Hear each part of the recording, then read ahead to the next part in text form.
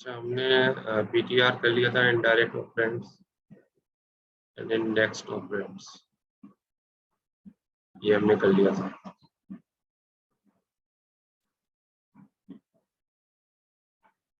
Label directive, indirect operand, index operands, ये हमारा chapter मेरे ख्याल में खत्म हो गया था।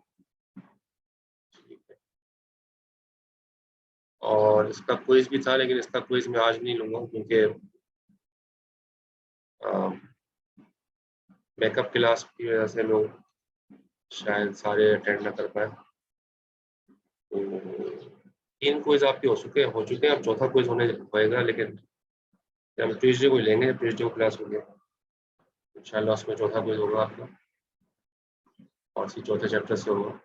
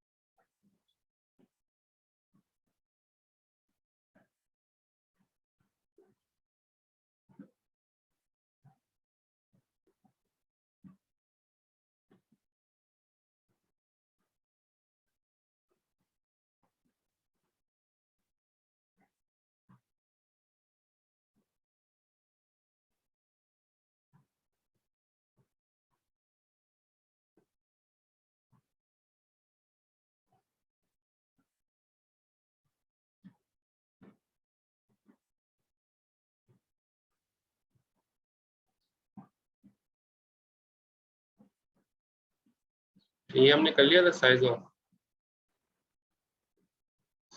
भी मेरे ख्याल में हो गया था ना, size of type of size of हो गया, सही है। और इनडायरेक्ट ऑपरेंड्स,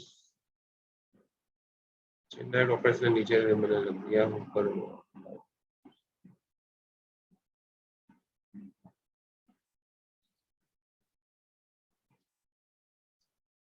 ये चैप्टर हो चुका था हमारा।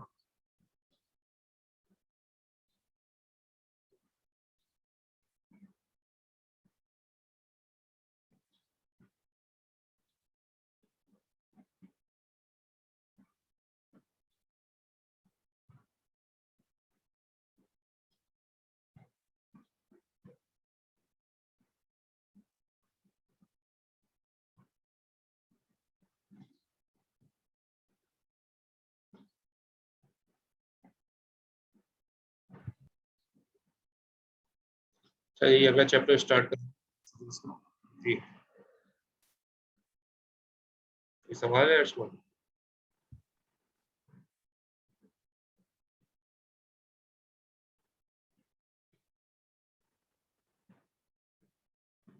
आपने प्रोसीजर्स किए हैं लैब में, फंक्शन बनाए हैं, अपने प्रोसीजर बनाए?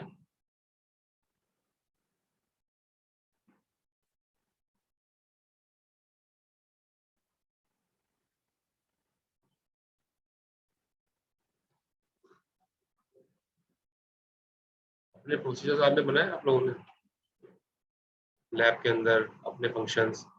जैसे सी शार्प में फंक्शंस होते हैं, इसमें असेंबली में भी बना सकते हैं, ऐसी भी प्रैक्टिस की है लैब में? अफान करा रहे हैं ना लैब आप लोग? जी, उमर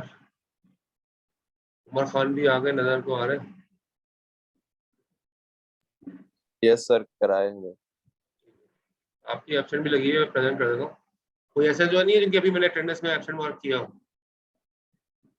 क्योंकि कुछ लोग मुझे लग रहा है नया है। शाहिद, जुबैर, हमजा, ये सब एब्सेंट है।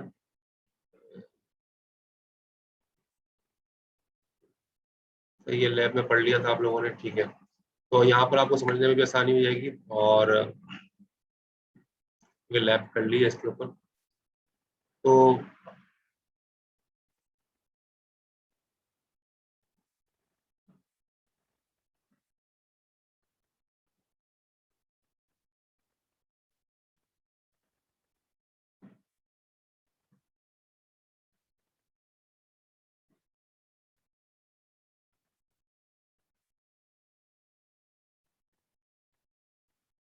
प्रोसीजर्स जो है, प्रोसीजर्स वही फंक्शंस होते हैं, रेडीमेड फंक्शंस, यानी कि मतलब आपके ये रेडीमेड भी हैं इरवाइन की लाइब्रेरी में, रेडीमेड फंक्शन इरवाइन ने बना के रखे हैं जिसको आप यूज़ करते हैं, और आप अपने फंक्शंस भी बना सकते हैं। ठीक है, हम दोनों तरह की चीज़ें पढ़ेंगे इसमें। इरवाइन के रेडीमेड फंक्शंस कौन कौन से हैं, बहुत मेजर फंक्शंस हम सारे पढ़ लेंगे इंशाल्लाह, और जो उसके और उसके अलावा ही फंक्शंस काफ़ी सारे हैं जो कि बुक में और आपको मिलेंगे, लेकिन मेजर फंक्शन जो हम यूज़ कर सकते हैं प्रोजेक्ट्स वगैरह में हमारे इस्तेमाल हो सकते हैं, उसको हम पढ़ लेंगे। उसके बाद जो है फिर फंक्शन बनाना सीख लेंगे, और फंक्शन के अंदर पैरामीटर पास करना, फंक्शन से वैल्यू रिटर्न करना, वो चीज़ें सीख लेंगे, ताकि ये चीज़ एक इम्पोर्टेंट पार्ट है असेंबली लैंग्वेज का, ये हमें आ जाए। अच्छा, a file containing procedures that have been compiled into a machine code. ठीक है, जाहिर है आप कोई भी फाइल कंपाइल करते हैं उसकी ऑब्जेक्ट फाइल बन जाती है सी शार्प वगैरह में, लेकिन असेंबली की जो फाइल होती है, जाहिर है आप उसको कंपाइल तो नहीं करोगे, वो तो आप असेंबल करोगे, क्योंकि असेंबली में असेंबलर यूज होता है। तो आप कोई भी फाइल लिखते हो उसके अंदर वो उसका एक्सटेंशन क्या होता है, ASM। असेंबली फाइल का एक्सटेंशन ASM होता है, और जाहिर है वो सोर्स फाइल्स होती हैं जिसके अंदर आप कोडिंग कर रहे होते हो। अच्छा, फिर जब आप उसको असेंबल करते हो तो उसकी असेंबल होने के बाद, ठीक है ना, उसकी ऑब्जेक्ट फाइल बन जाती है। ऑब्जेक्ट फाइल का मतलब क्या है, एक्जी बन जाती है। आपने देखा हो जो एक्जी, जाहिर है आप असेंबल करने के बाद जब आप चलाते हो वो चल जाती है फाइल, तो उसकी ऑब्जेक्ट फाइल बन जाती है, जो एक्जी एक्जी फाइल होती है उसकी। और इस तरह से क्रिएट, आप चाहो तो अब आप जो लाइब्रेरी यूज कर रहे हो इरवाइन की, उसकी हर हर लाइब्रेरी की जो एक्सटेंशन होती है वो डॉट लिब होती है। ठीक है, डॉट लिब का मतलब है लाइब्रेरी। इसके अंदर आप बहुत सारे फंक्शन अपने भी बना के रख सकते हो। जैसे आप इरवाइन की लाइब्रेरी को इंपोर्ट करवा रहे हो अपने प्रोग्राम में, अपना भी लाइब्रेरी बना सकते हो, इसके अंदर आप अपने फंक्शन डिफाइन करके रख सकते हो, और जब जरूरत पड़े आप उसको आप उस लाइब्रेरी को अपने प्रोग्राम में इंक्लूड कर लो। जैसे इरवाइन के प्रोग्राम को किया, इरवाइन की लाइब्रेरी को किया है आपने, और अपनी लाइब्रेरी बना के अपने उस लाइब्रेरी को अपने प्रोग्राम में इंक्लूड करके उसके फंक्शंस को आप कॉल करवा सकते हो। तो ये काम मुमकिन है। ठीक है, तो उसमें होता यही है कि जितने भी ऑब्जेक्ट फाइल है वो माइक्रोसॉफ्ट लिब यूटिलिटी के नाम से जो है वो लाइब्रेरी मौजूद है, उसको यूज करके यूटिलाइज करके जो है आप क्योंकि आप जाहिर है उसके मैसम के ऊपर काम कर रहे हो जो माइक्रोसॉफ्ट असेंबलर है, और विजुअल स्टूडियो भी माइक्रोसॉफ्ट का ही है। तो माइक्रोसॉफ्ट प्लेटफॉर्म के अंदर लिब यूटिलिटी यूज करके आप अपनी लाइब्रेरी को क्रिएट कर सकते हैं। लाइब्रेरी को कॉल करने का तरीका क्या, लाइब्रेरी के अंदर जो फंक्शन डिफाइन है, लाइब्रेरी के अंदर जो प्रोसीजर डिफाइन है, ठीक है, फंक्शन को हम प्रोसीजर कहते हैं असेंबली के अंदर। ठीक है, ज्यादातर हम असेंबली में प्रोसीजर का लफ्ज यूज करेंगे। तो लाइब्रेरी के अंदर जो प्रोसीजर डिफाइंड है उनको कॉल करने का तरीका क्या है, वो तो आपने पहले दिन ही कर लिया था लैब में, ये और जाहिर है ये जो हम कॉल कर रहे हैं वो इरवाइन की रेडीमेड जो फंक्शन है उनको कॉल कर रहे हैं। तो पहले तो आप इरवाइन की लाइब्रेरी को इंक्लूड कराओगे, जैसे आपने इस तरह से करवाया होगा अपने प्रोग्राम में, इंक्लूड कराते हो इरवाइन 32.inc। तो ये वो लाइब्रेरी है जिसको आप इंक्लूड करा रहे हो अपने असेंबली के प्रोग्राम में। और फिर आपने क्या किया, को डॉट कोड में जाके आपने एक फॉर एग्जांपल 1 2 3 4 हेक्सा की वैल्यू EX को मूव करा दी, और फिर आपने फंक्शन कॉल किया call right hacks. Right hacks क्या करेगा कि जो EX रजिस्टर में पड़ा होगा वो स्क्रीन पे शो कर देगा। ठीक है, ये रिवाइंड का रेडीमेड फंक्शन है। EX रजिस्टर में जो हेक्सा वैल्यू पड़ी होगी, क्योंकि ये हेक्सा के लिए है, right hacks means hexa, hexa को राइट करेगा। तो EX में जो भी वैल्यू हेक्सा में होगी, अभी आपने हेक्सा में क्या रखवाया 1 2 3 4, तो जो वैल्यू हेक्सा में EX में होगी वो स्क्रीन के ऊपर राइट हो जाएगी। तो यहाँ पर ये लिखा है कि शो हेक्स नंबर, और फिर आपने लिखा कॉल।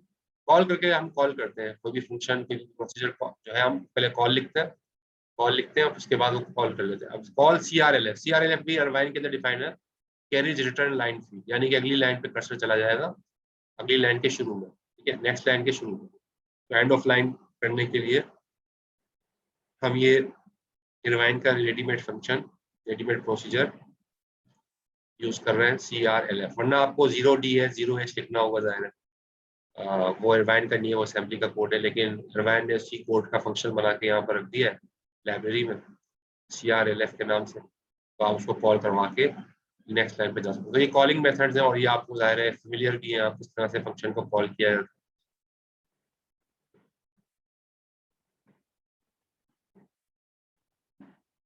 तो होता यही है कि आपने कोई भी प्रोग्राम लिखा, ठीक है, आपने कोई प्रोग्राम लिखा, ये आपका प्रोग्राम है, आपका प्रोग्राम लिंक होता है irvine32.lib, क्योंकि irvine32.lib उसकी लाइब्रेरी है irvine की, जो कि जिसके अंदर सारे फंक्शंस हैं। और ये लाइब्रेरी जो है ये लिंक होती है किसके साथ, kernel32.lib। kernel32.lib जो है ये एक्चुअली इसकी है विंडोज़ की, ठीक है, विंडोज़ की जो है वो लाइब्रेरी है। तो विंडोज़ की irvine की लाइब्रेरी विंडोज़ की लाइब्रेरी के साथ लिंक होती है, आपका प्रोग्राम एग्जीक्यूट होता है, और एग्जीक्यूट होने के बाद एक जो है वो DLL फाइल बन जाती है, kernel32.dll, ठीक है। तो ये DLL फाइल एक्चुअली जो है वो इसके अंदर सारी लिंकिंग, DLL का मतलब ये डायनेमिक लिंकिंग होती है इसमें, डायनेमिक लिंक लाइब्रेरी। ये लिंक होने के बाद जो है वो आपका प्रोग्राम चलता है, तो फिर आपका प्रोग्राम वो सारे फंक्शन भी इस्तेमाल कर सकता है जो रेडीमेड है irvine के हैं, ठीक है, वो सारी चीजें जो हो सकती हैं। तो आप चाहो तो अपना कोड डायरेक्टली लिंक कर सकते हो लिंकर के पास, सही है, यानी कि विदाउट irvine को यूज किए आप चाहो irvine की लाइब्रेरी इंक्लूड ना कराओ और अपना प्रोग्राम डायरेक्टली जो है चला दो, तो ऐसा भी मुमकिन है। लेकिन जाहिर है फिर आप irvine के फंक्शन यूज नहीं कर सकेंगे क्योंकि आपने irvine की लाइब्रेरी को इंक्लूड नहीं करवाया। तो दोनों तरीके हालांकि मुमकिन है इसमें। अच्छा, ये मैं आपको बताया था रेडीमेड फंक्शन बहुत सारे हैं, ठीक है, CRF, ये डिले और डेम्प रजिस्टर, ये सारे पढ़ते हैं अभी। ये तकरीबन ये देखें लिस्ट है पूरी, और हर हर के आगे छोटा छोटा उसका काम भी लिखा है, ठीक है, ये सारी लिस्ट है। तो इन सारे फंक्शंस को हम पढ़ते हैं, ठीक है, एक one by one. Get millisecond, ये पढ़ा है लैब में, किया इस पे प्रैक्टिस, गेट मिली सेकेंड।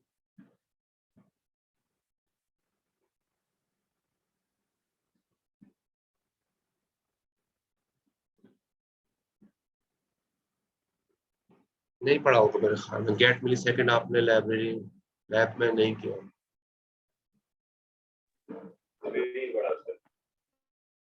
मैं तो बहुत सारे फंक्शन पढ़ा रहा हूँ इसमें, और पेपर में भी सवाल आते हैं और प्रोजेक्ट में भी काम आएंगे। तो ये फंक्शन आप देखते जाओ और सीखते जाओ, तो उसमें आपको फायदा ही होगा। ये तीन फायदे होंगे, एग्जाम में काम आएंगे, प्रोजेक्ट में काम आएंगे, और जो है वो क्विज वगैरह भी होगा तो उसमें आसानी हो जाएगी। तो ये अगला क्विज ज़ाहिर है इस चैप्टर में से होगा आपको, तो ये इसको थोड़ा सा देख लीजिए आप, आसान है चीज़ें। तो देखिए क्या लिखा है, गेट मिली सेकेंड, ये irvine का रेडीमेड फंक्शन है। The get millisecond procedure gets the number of milliseconds elapsed since midnight on the host computer and returns the value in EX register। होता क्या है, ये क्या फंक्शन क्या करेगा, जो आपका सिस्टम का करंट टाइम है ना, करंट टाइम है उसको मिली सेकेंड में कन्वर्ट कर देगा। करंट टाइम जैसे अभी हो रहा है 9 बज रहे हैं, 9:15 हो रहे हैं, 9:20 हो रहे हैं, अब वो उसको मिली सेकेंड में कन्वर्ट कर देगा। मिली सेकेंड में कन्वर्ट करने के बाद उसकी जो वैल्यू आएगी उसको कहाँ रख देगा, EAX रजिस्टर के अंदर।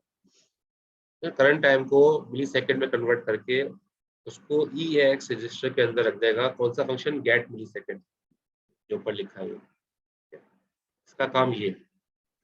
तो फायदा क्या है, आपको ये जो है ना, आपको पता चल जाएगा कि आपका the procedure is great tool for measuring the time between events. आपको पता चल जाएगा कि भाई मुझे मेरा कोई प्रोग्राम है, मेरा कोई आपने लूप चलाया, फोर का लूप, वाइल का लूप। अब आप चाहते हैं भाई आपका वाइल का लूप कितने मिली सेकेंड चला, फोर का लूप कितने मिली सेकेंड चला, ठीक है, कोई भी कोड आपका कितने मिली सेकेंड चल रहा है उसका आप टाइम मालूम कर सकते हो कि कितनी देर चल रहा है। तो ये बहुत आसान है, और इसका फायदा भी यही है क्योंकि हमें असेंबली हम इसलिए यूज करते हैं ताकि हमें स्पीडी प्रोग्राम चाहिए, तो हमें स्पीड मालूम करने के लिए ये फंक्शन जो है हेल्पफुल हो सकता है।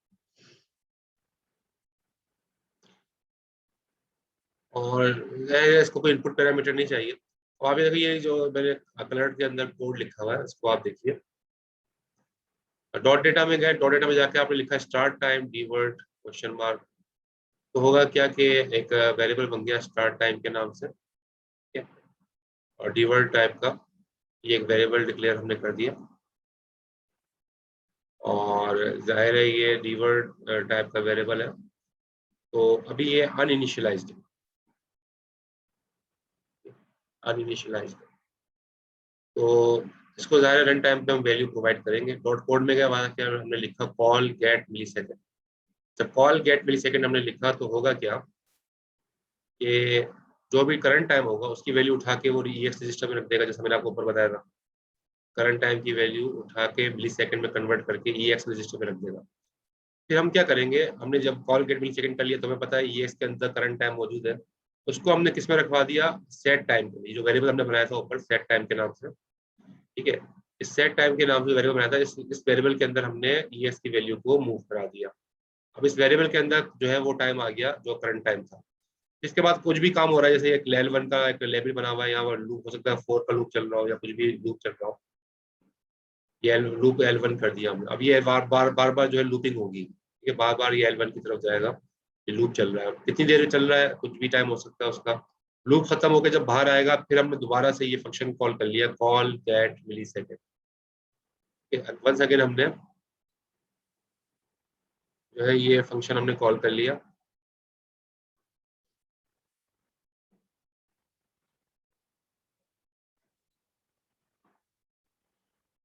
चलिए,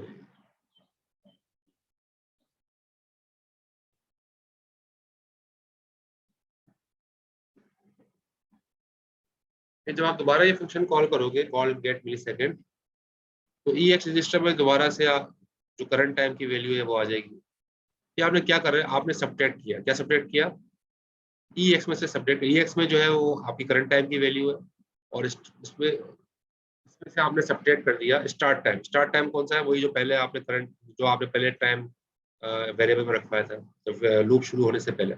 तो करंट टाइम में से स्टार्ट टाइम माइनस हो जाएगा, तो जो वैल्यू आएगी वो दोबारा EX रजिस्टर में आ जाएगी।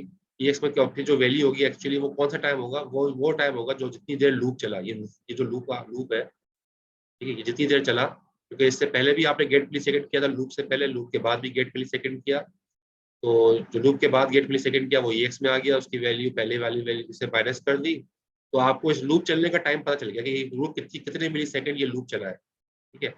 तो ये लूप जो है मिली सेकंड्स के अंदर, ये EX के अंदर जो वैल्यू आ जाएगी अब, ये वो लूप चलने का टाइम होगा जितनी देर आपका लूप चला। चलिए, कोई क्वेश्चन स्लाइड में कोई बात क्लियर नहीं हुई हो पूछ लें।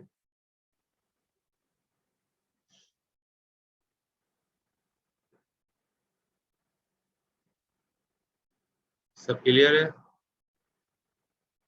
Any question? ठीक, तो पेपर में इस तरह का सवाल भी आ सकता है कि आपसे कहा जाए कि कोड दे दिया है आपको, मुझे इस कोड का टाइम बताओ, कितना टाइम लगेगा, ठीक है, कोई टाइम लगा।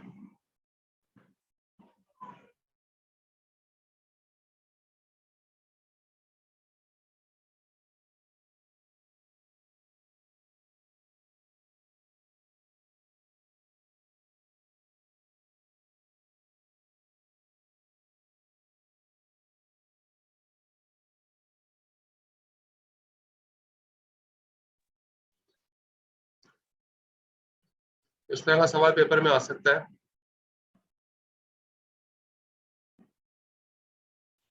इसकी जरूरत पड़ती तो पड़ सकती है, वैसे तो जरूरत नहीं पड़ती, लेकिन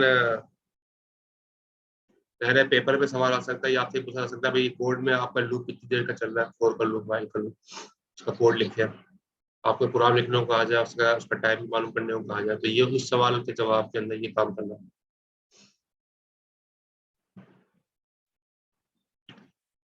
अच्छा, ये आपके प्रोजेक्ट में काम आएगा, गो टू एक्सपायर। और गो टू एक्सपायर का मतलब क्या है कि आप चाह रहे हो कि स्क्रीन के ऊपर कहीं भी कर्सर जो है ना, वो आप चाह रहे हो कि किसी खास पोजीशन के ऊपर कर्सर चला जाए। Locate the cursor at a given row and column. Screen की वजह, आपको पता है स्क्रीन तो जाहिर है रो और कॉलम के ऊपर डिवाइडेड होती है, तो एक खास रो और कॉलम के ऊपर जाके आपका कर्सर नजर आया, यानी कि आप यूजर से कोई इनपुट लेना चाह रहे हो तो खास लोकेशन पे जाके इनपुट लो स्क्रीन के ऊपर, ठीक है, तो वो चीज आप कर सकते हो। गो टू एक्स वाई का फंक्शन यही काम करेगा कि कर्सर को खास लोकेशन के ऊपर मूव कराएगा स्क्रीन पे। तो आपको ये तो पता है कि एक्स वाई कोऑर्डिनेट्स होते हैं स्क्रीन के, ठीक है, जो एक्स कोऑर्डिनेट होता है उसकी रेंज होती है 0 से 79 तक, जिसको हम कॉलम्स कहते हैं, और जो वाई कोऑर्डिनेट होता है उसकी रेंज होती है 0 से 24 तक, जिसको हम रोज कहते हैं। रोज और कॉलम के ऊपर आपकी स्क्रीन डिवाइडेड होती है, ठीक है, यानी कि इस तरीके से कॉलम्स होते हैं स्क्रीन पे बन होते हैं बैकग्राउंड में, और रोज होती है। तो ये डॉट से जहां पर आपका कर्सर ब्लिंक करेगा, ठीक है। स्क्रीन सारी जो है इस तरीके से डिवाइडेड होती है। तो 80 कॉलम होते हैं, 0 से 79 तक कॉलम, 80 कॉलम हो गए और 25 रोज हो गई, 0 to 24। तो ये आपकी स्क्रीन इस पर डिवाइडेड होती है, मॉनिटर जिसको हम कहते हैं। अब आप चाह रहे हैं किसी खास लोकेशन के ऊपर कर्सर को जो है वो आपका लोकेट हो, तो आपने करना क्या है कि जो y कोऑर्डिनेट है, यानी कि जो कॉलम की वैल्यू है, सॉरी जो रो की वैल्यू है, y कोऑर्डिनेट रो है, जो y कोऑर्डिनेट है, जो रो की वैल्यू है, उसको आपने dh के अंदर मूव कराना है, dh रजिस्टर में। और जो x कोऑर्डिनेट है उसको आपने dl में मूव करवाना है, ठीक है। ये आपका कॉलम होगा, x में कॉलम की वैल्यू dl में जाएगी और रो की वैल्यू जो है वो dh में जाएगी। तो आपने ये किया कि रो की 10 को आपने dh मूव करा दिया, तो आपने कहा 10th रो पे और 20 कॉलम पे डीएल के अंदर आपने कॉलम मूव करा दिया, वो 20 कॉलम है, ठीक है। तो ये आपने डीएल में मूव करा दिया। तो आपने रो और कॉलम को, ये रो को डीएच में मूव कराया और कॉलम को डीएल में मूव कराया। ये ईडीएक्स का रजिस्टर का पार्ट है दोनों ये। और फिर आपने लिखा call go to X Y, बस आपने call go to X Y किया तो होगा क्या कि go to X Y Irvine का रेडीमेड फंक्शन है, वो करेगा क्या, डीएच से रो उठाएगा, डीएल से कॉलम उठाएगा और वहां जाके कर्सर बिलिंग करना शुरू हो जाएगा। तो प्रोजेक्ट में आपके काम आएगा। प्रोजेक्ट में आपको ऐसा कहीं पर कर्सर मूव करवाना हो, कहीं इनपुट लेनी हो यूजर से, इस तरह की चीजें करनी हो, तो आप गो टू एक्सपाई के जरिए कर सकते हो। क्लियर है? कोई क्वेश्चन हो इसमें तो पूछ लें।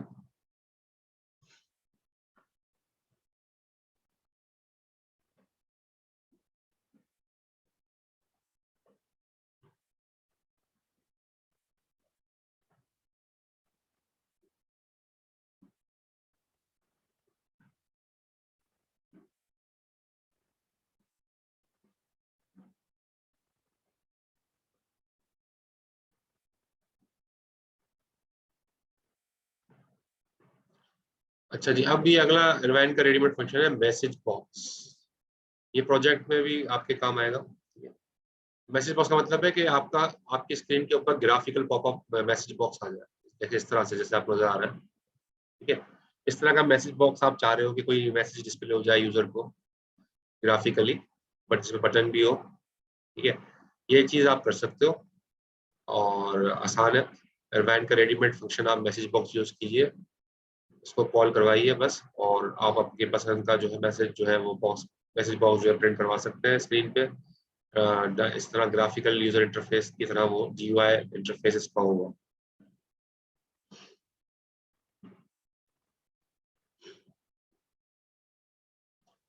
तो इसमें करना क्या है, इसमें करना ये है, pass if if pass at the offset of a string in EDX. EDX के अंदर जो आप स्क्रीन पे प्रिंट कर, जो जो चीज आप प्रिंट कराना चाहते हो बॉक्स के अंदर, उसको आप रखो ईडीएक्स रजिस्टर के अंदर।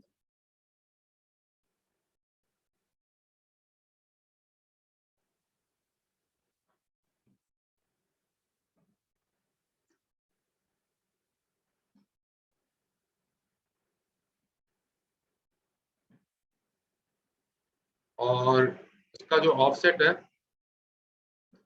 उसको आप रखो ईपीएक्स, ठीक है। Pass the offset string on for the above title in EPX to leave the blank. यानी कि टाइटल का मतलब क्या, ऊपर वाला, जो ऊपर का टाइटल है इसमें डायरेक्ट टाइटल लिखा हुआ है, इस टेक्स्ट को आप मूव कराओगे ईबीएक्स।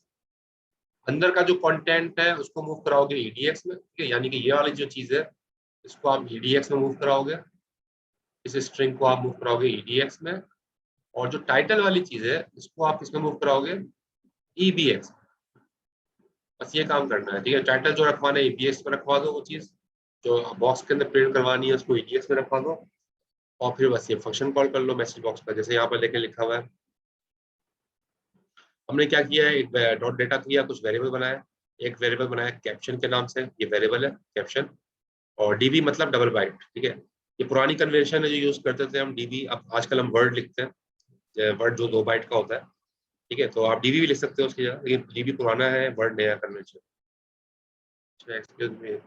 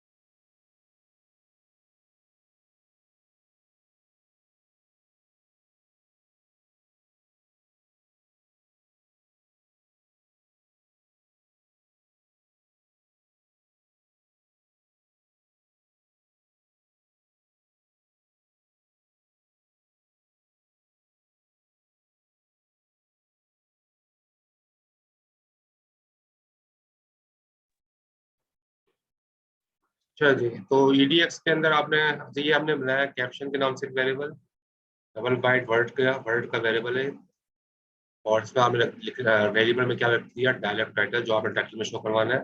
आखिर में 0 इसलिए लगाया कि गार्बेज वैल्यू ना आ जाए, ज़ाहिर है स्ट्रिंग है ये।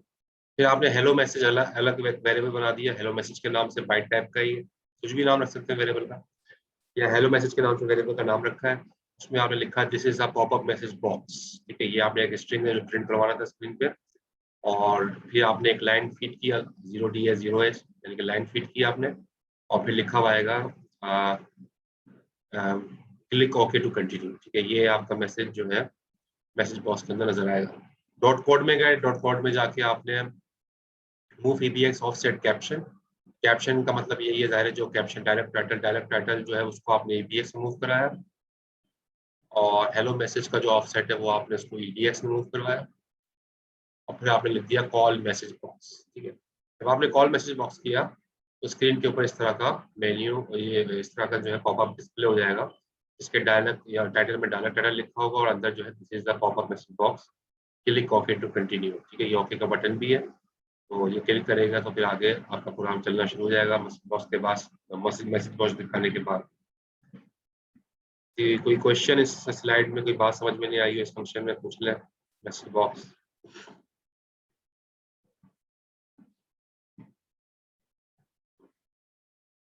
Any question? क्लियर हो गया मैसेज बॉक्स?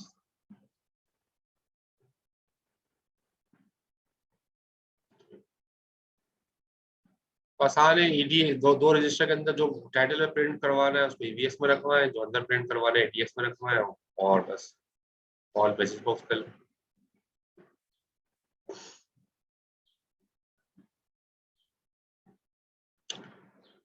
अगला बॉक्स भी है, अगला फंक्शन है, रेडीमेड एडवाइन का प्रोसीजर है, मैसेज बॉक्स आस्क, यानी कि इसके अंदर होगा क्या, इसके अंदर यस या नो के दो बटन आ जाएंगे। मैसेज बॉक्स तो होगा, इसमें आप करते हो ना क्या, do you want to continue, yes या नो, या आप जो है ये काम करना चाहते हैं या नहीं। दो दो यूजर्स है इनपुट लेने के लिए, या तो यस में या नो में इनपुट लेने के लिए आप ये वाला जो है प्रोजेक्ट में आपके काफी काम आएगा ये, तो मैसेज बॉक्स आस्क, ठीक है, ये आप रेडीमेड फंक्शन यूज कर सकते हैं। तो ग्राफिकल पॉपअप मैसेज बॉक्स जो है वो आपके सामने शो हो जाएगा।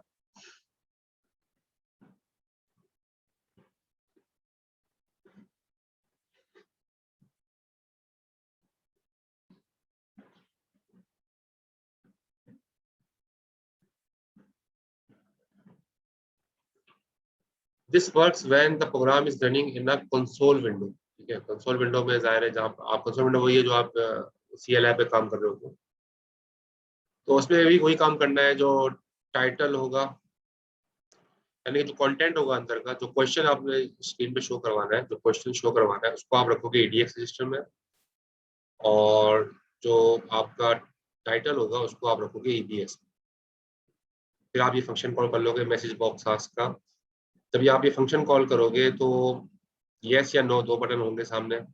अगर यूजर ने यस प्रेस किया है, ID यस, अगर यस प्रेस किया है तो 6 चला जाएगा EAX रजिस्टर के अंदर। EAX रजिस्टर के अंदर जो भी वैल्यू मैसेज बॉक्स आज रिटर्न करेगा वो कौन से रजिस्टर में करेगा, EAX रजिस्टर में करेगा। अगर यस, अगर यूजर ने यस पे क्लिक किया तो EAX रजिस्टर में आ जाएगा 6, और अगर यूजर ने नो पे क्लिक किया तो EAX रजिस्टर के अंदर आ जाएगा 7, ठीक है। तो इसकी भी पे आप काम कर सकते हो कि अगर EX में 6 है तो इसका मतलब है यस है तो ये काम करो, या EX में नो है तो इसका मतलब है ये काम करो। तो आप इस तरह से यस या नो को हैंडल करके जो है ना वो अपना कंट्रोल कर सकते हो चीज़ों को। जैसे यहाँ पे इसकी एग्जांपल दिखाई गई है, तो सर्वे कंप्लीटेड, ये कैप्शन जो होगा वेरिएबल बनाया कैप्शन के नाम से, उसमें लिख दिया सर्वे कंप्लीटेड, टाइटल में नजर आए ताकि ये आए, इसको यूज करेंगे। एक क्वेश्चन के नाम से वेरिएबल बनाया जो अंदर क्वेश्चन हम रखना चाह रहे हैं, thank you for completing the survey, ये अंदर लिखा हुआ होगा टेक्स्ट बॉक्स के, फिर लिखा हुआ आएगा would you like to receive the results, ये हम चाह रहे हैं कि मैसेज बॉक्स के अंदर लिखा हुआ नजर आए। डॉट कोड में गए, डॉट कोड में जाके हमने वही काम किया जो जो जिसको हमें टाइटल को स्क्रीन पे शो कराना है, उसका जो ऑफसेट है, ऑफसेट कैप्शन, कैप्शन का मतलब जाहिर है ये जो वेरिएबल है जिसके अंदर हमने टाइटल वाली चीज रखवानी है, इसका ऑफसेट हमने EBX में रखवा दिया, और जो क्वेश्चन था अगला स्ट्रिंग क्वेश्चन जो था उसका ऑफसेट हमने EDX में रखवा दिया। ठीक है, फिर हमने लिख दिया call message box ask, call message box ask. ठीक है, ये हमने फंक्शन कॉल किया। जैसे ये फंक्शन कॉल होगा तो सर्वे कंप्लीटेड टाइटल में लिखा नजर आएगा, और अंदर वही चीज वही content, thank you for completing the survey, जो हमने ये लिखा था यहाँ, ये सारा अंदर लिखा हुआ नजर आएगा। और दो बटन नजर आएंगे, यस या नो। यस क्लिक करेंगे, ठीक है, यस क्लिक करेंगे तो 6 आ जाएगा EX रजिस्टर के अंदर, EX रजिस्टर में 6 आ जाएगा। EX क्लिक करेंगे तो EX रजिस्टर में 6 आ जाएगा, नो क्लिक करेंगे तो EX रजिस्टर में 7 आ जाएगा। तो आप फिर EX में 6 हो तो आपको ये काम कर ले, 7 हो तो आपको ये काम कर ले, इस तरह से आप कंट्रोल कर सकते हो, और ये अच्छा नजर आएगा प्रोजेक्ट के अंदर, इसको जरूर यूज कीजिएगा। इसमें कोई क्वेश्चन हो तो पूछ लें।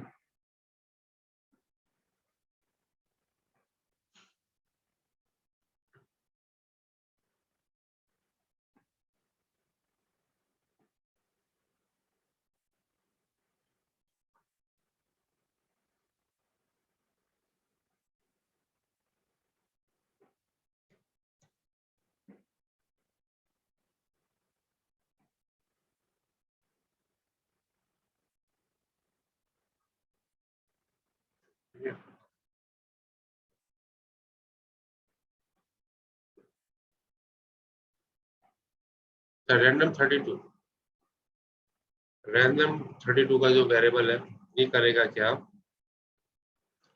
कि रैंडम नंबर जनरेट करेगा, रैंडम नंबर जनरेट करेगा। आपने C# वगैरह में किया हुआ ये काम, रैंडम नंबर जनरेट करवाया होगा। ठीक है, ये हम करवाते हैं कभी भी हमें कोई भी काम ऐसा कराना हो जिसके अंदर हम हर मरतबा अलग रिजल्ट चाहिए, हम रैंडम नंबर जनरेट करवाते हैं।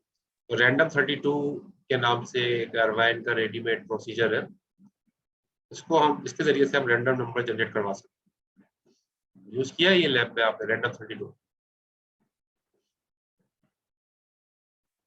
नहीं, 3 है, देखो रैंडम के 3 है। अभी हमें रैंडमाइज काम नहीं किया लैब में। एक रह गए रैंडम 32, अगला है रैंडम रेंज, उससे अगला है रैंडमाइज। 3 है रैंडम के, तीनों में फर्क है। एक है रैंडम 32, एक है रैंडम रेंज, एक है रैंडमाइज। तीनों का फर्क पता है आप लोगों को? अभी मैं आपने रैंडमाइज तो किया है, देखो रैंडम 32 का काम क्या है देखें। आपका जो है random 32 procedure generates and returns a 32 bit random integer in EX, यानी कि EX रजिस्टर के अंदर 32 बिट रैंडम वैल्यू को जनरेट होगी, और कहां पर आ जाएगी EX रजिस्टर के अंदर जब आप ये फंक्शन को कॉल करें। तो when called repeatedly random 32 generates a simulated random sequence। जाहिर है हर मरतबा आप रैंडम 32 कॉल करेंगे एक अलग नंबर जनरेट होगा, जो कि रैंडम सीरियल सीक्वेंस कहलाता है, उसी के तहत आएगा। जाहिर रैंडम नंबर जनरेट करने में पीछे भी एक फार्मूला होता है, ठीक है, उस फार्मूला के तहत रैंडम नंबर जनरेट हो रहे होते हैं, तो उसी को रैंडम सीक्वेंस कहते हैं। So the number are created using a simple function having an input called a seed। तो बैकग्राउंड के अंदर इनपुट फंक्शन है, जो रैंडम नंबर जो जनरेट हो रहा है उसके बैकग्राउंड के अंदर जो एक्चुअली एक नंबर होता है जिसको हम सीड कहते हैं। सीड जो है वो प्रोवाइड किया जाता है, और पीछे जाहिर है इसका कोई एल्गोरिदम होता है। उस एल्गोरिदम करता क्या है, या वो जो मैथमेटिकल फार्मूला वो करता है ये कि वो एक रैंडम नंबर जनरेट करता है on behalf of seed provided to it. ठीक है, सीड एक नंबर होता है जो उसको प्रोवाइड किया जाता है, उसके बिहाफ पे हर मरतबा रैंडम 32 जो है वो रैंडम नंबर जनरेट करेगा। अगर सीड जो है वो सीड अगर चेंज कर देंगे तो सीक्वेंस चेंज हो जाएगा पूरा रैंडम 32 रैंडम नंबर का। अब देखो जैसे यहाँ पर लिखा हुआ है डॉट डेटा, और आपने लिखा रैंड वेल, कोई वेरिएबल बना दिया आपने, रैंड वेल के नाम से एक वेरिएबल बन गया, कोई भी वेरिएबल का नाम हो सकता है। डीवर्ड टाइप का वेरिएबल है, अनइनिशियलाइज्ड। फिर आपने लिखा कॉल रैंडम 32, डॉट कोड में जाके लिखा कॉल रैंडम 32, तो होगा क्या कि रैंडम नंबर जनरेट हो गया, EX रजिस्टर में आ जाएगा। फिर आप करोगे क्या, उस EX की वैल्यू उठा के अपने वेरिएबल में यूज कर लो जो आपने बनाया है वेरिएबल रैंड वेल के नाम से। ठीक है, इसके अंदर आपने इसको मूव करवा दिया, फिर इसको इस नंबर को आप यूज करो जो रैंडमली क्रिएट हुआ है। तो कोई क्वेश्चन रैंडम 32 के अंदर कोई बात समझ में नहीं आई हो पूछ लें। क्लियर है? रैंडम 32 रैंडम नंबर जनरेट करेगा और जनरेट करके EX रजिस्टर में रख देगा। उसको आप अपने वेरिएबल में मूव करा लो, उसको यूज करने के लिए रैंडम नंबर।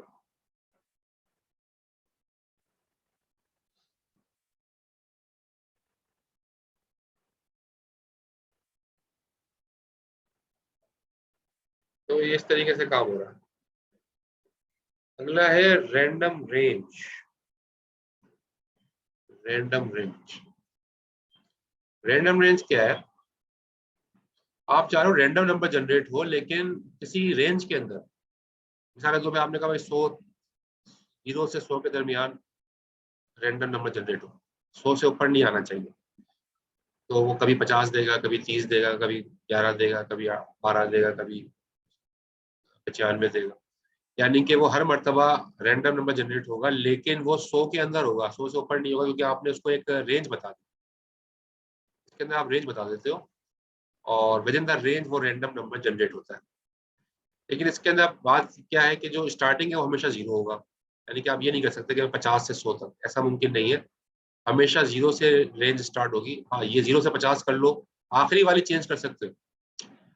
अगर 0 से 50 करना है तो आप लिखोगे 0 से, अगर आप 50 तक कराना है तो आप लिखोगे 0 से, अगर आप 50 करोगे तो रैंडम नंबर जनरेट क्या होगा, 0 से 49 तक होगा, क्योंकि n-1 है।